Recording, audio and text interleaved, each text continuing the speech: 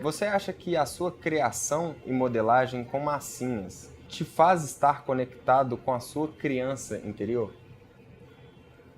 Olha, para mim é muito fácil me conectar com essa criança, porque ela é muito forte. Eu não deixei ela nem dormir, não é nem morrer, não. Ela não dormiu até hoje, ela nunca dormiu. Eu não deixei ela quieta. Eu sempre trabalhei puxando com essa criança bem próxima. Então é muito fácil para mim chegar nessa criança. Então eu sou um menino que cresceu e até eu faço muito essa relação. Os meninos de hoje têm exatamente as mesmas coisas de um menino de ontem. A diferença são as tecnologias, sabe? A alma mesmo da criança, ela é igual sempre, sempre foi. Como você se sente sabendo que escolas utilizam a sua obra para ensinar e contribuir para o desenvolvimento das crianças?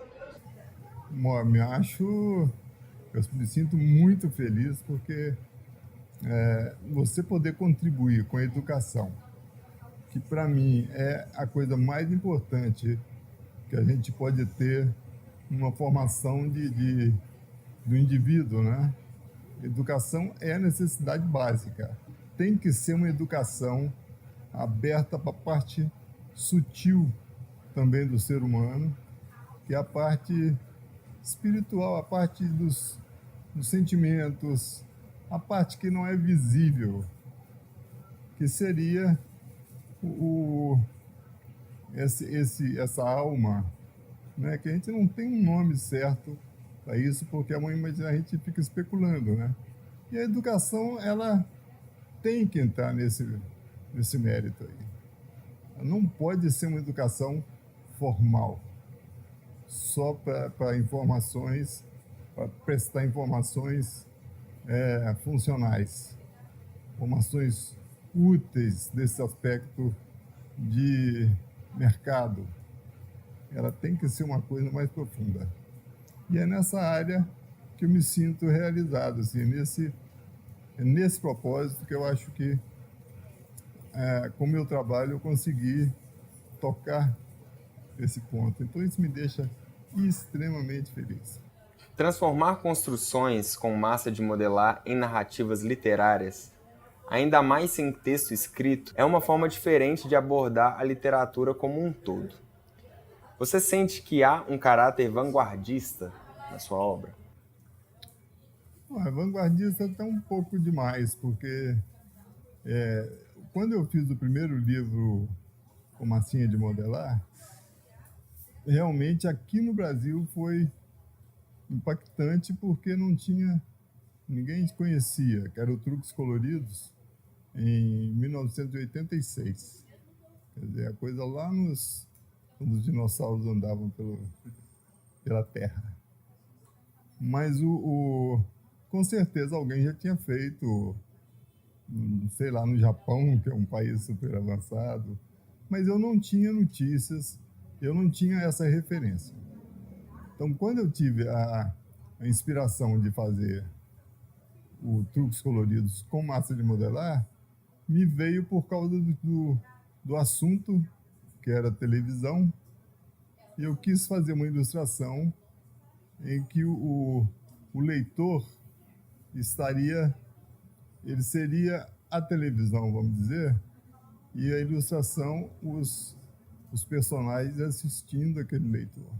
Então a luz viria daqui e eles todos voltados para o leitor, para a televisão, e essa iluminação nos personagens ficaria mais difícil se eu fizesse no desenho. Então me ocorreu fazer tridimensional, com bonequinhos de massa. Daí vem uma referência à minha infância, que lá eu modelava com barro. Então o tridimensional veio daí. E daí, no meu ateliê eu não tinha massa de modelar como um material de expressão artística para mim.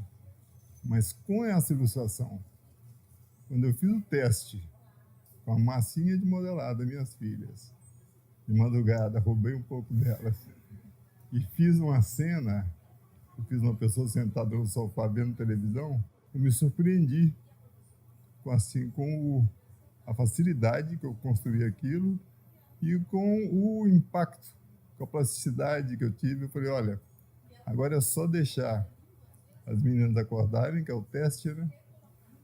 Eram minhas cobaias, e para ver o que elas acham. E elas tiveram o mesmo olhar que até hoje as crianças têm no trabalho com massinha de modelar. Esse fascínio que as crianças têm pela ilustração, muito também da ilustração tridimensional com a massinha, é porque é um material que faz parte do dia a dia deles. Como a sua infância em Ipanema e depois em Vitória influenciaram na construção da sua obra? Bastante, né? Porque a gente que trabalha com arte, ela é uma tradução da sua vida, né? Das suas emoções, daquilo que foi registrado durante toda a sua vida, na verdade.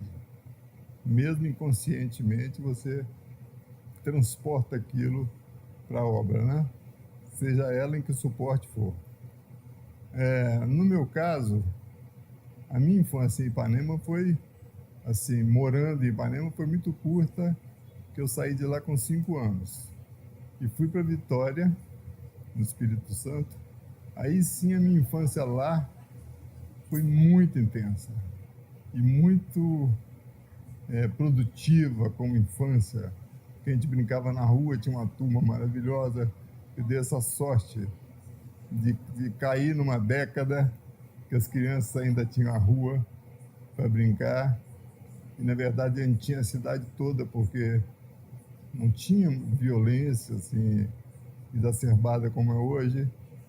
A gente tinha espaço para brincar na cidade toda. E Vitória era uma cidade fantástica, porque tinha muita...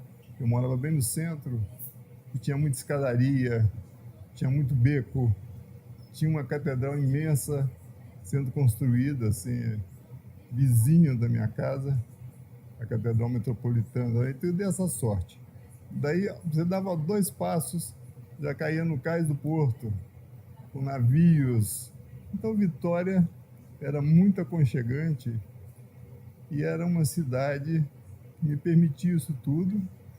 Ela não era uma metrópole ainda, mas felizmente, porque aquilo ali fez dela um laboratório da minha infância, para minha infância, sabe? Como você se sente sabendo que você mudou a vida de muitas crianças? Pois é, me sinto bem na medida que eu penso que elas mudaram para melhor, né?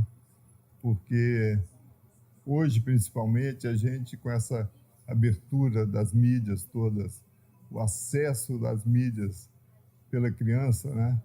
Uma coisa quase que incontrolável, é muito arriscado chegarem informações e essa formação ser desviada por uma coisa que não seja legal. O seu trabalho é uma forma alternativa de construir e moldar o futuro? Construir e moldar o mundo? É verdade. Aí entra um pouco eu costumo dizer, foi uma descoberta para mim, apesar de ter sempre trabalhado com modelagem, desde o barro até a massinha, eu fui percebendo que tudo é modelado, assim, tudo é massa. Isso aí, se você te pegar, você vai ver que você é uma massa. Sabe como? Os objetos são massa. E cada massa com uma consistência, com uma densidade diferente. Baseado na sua obra, A Estranha, ela está até ali. Como você percebe a questão da realidade da criança ser incluída no contexto e ambiente escolar? A criança com necessidade especial, que você disse? Tá certo. Olha só, a gente tem essa falha na sociedade, né? As pessoas serem separadas, né? Por limitações aparentes. Porque limitação todo mundo tem. eu tenho, você tem, todo mundo tem limitações. A maioria tem limitações que não aparecem, né? Evidente. Se você pega um jogador de futebol e ele está numa ilha, se ele não tiver uma bola, ele é um deficiente. Sabe como?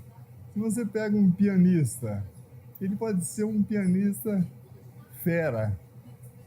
Se ele não tiver um piano, ele é um deficiente. Sabe como ele tem limitações. Ele não vai ser não vai poder exercer ali o que ele sabe. Então ele tem limitações. Todos nós temos limitações. A limitação física, ela aparece mais. Mas a sociedade tem obrigação de acolher essas pessoas, e a sociedade como um todo. A escola, então, nem se fala, né? Porque todo mundo tem direito à educação, direito à arte, direito aos prazeres que a sociedade, né, que a civilização propicia. A rua tem que ser vivida democraticamente pela população, com limitações, sem limitações, com a sociedade como um todo. Então isso é tão simples. Se fosse cuidado dessa forma, somos todos iguais perante a lei e temos os mesmos direitos. É muito simples. Basta isso, você se colocar na pessoa do outro. Somos todos iguais, ilimitados.